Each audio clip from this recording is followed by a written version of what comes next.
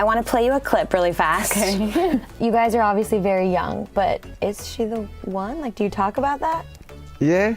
Yeah? Yeah. Wait, you're lighting up so much, you're smiling so much, it's adorable. Oh, no, of course. I mean, she is just the most incredible person I've ever met. Like, she's so...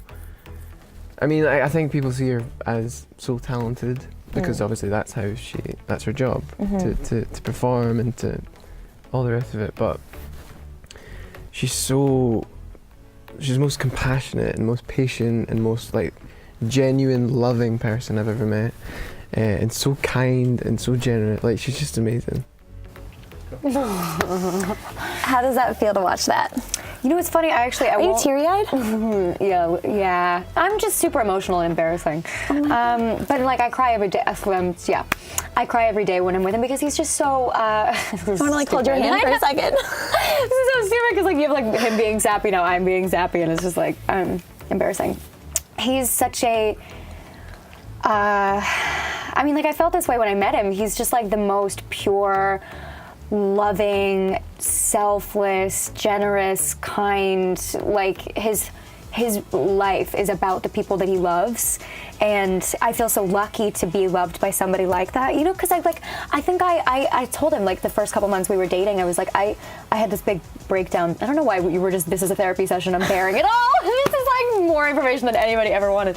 But I love all this. This is I had a breakdown. I visited him in London, I think, for the first time when we were dating, but we weren't officially boyfriend and girlfriend, we were just dating.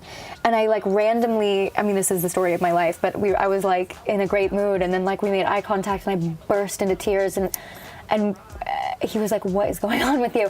And I was like, I just don't think I ever thought that I would have the privilege to be so like seen by somebody. Like, I always oh, this is stupid.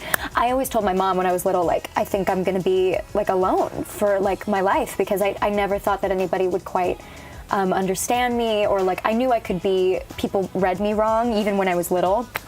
And so meeting Thomas and having him just like understand me from the get-go, it was like we met and it was like, oh, there you are. And so, you know, I just feel lucky. And I know that we're 3 years in, but like, it just feels so, it feels like this every day, you know? Yeah. People strive to have that kind of relationship, so. It feels very lucky. Yeah. It feels very, I mean, like, you know, we also have to work at it. Long distance is hard. We're constantly, I mean, we're not always together. We do make it work. Like, we fly out to see each other and stuff like that all the time, even just for like a few days. But I think it really just comes down to the fact that we're like givers. Both of us are the giver in the relationship, which usually there's a giver and a taker. And I think because we're both givers to our other half, and we're also best friends, it just happens to be the most like healthy, you know, wonderful, not, because, you know, we've all been there. We've all been in relationships that were not healthy and that like took from us, and it just feels like we both overflow for each other in terms of like relationship energy, and that's lucky. You agree with him that he's the one? Yeah, he's the one. Is an engagement happening? I mean, listen, I go back and forth on like whether or not that's like even a thing I want to do, but like I think, yeah, I definitely think, you know, if I'm going to marry anyone, it's going to be him. So. Yeah. You mentioned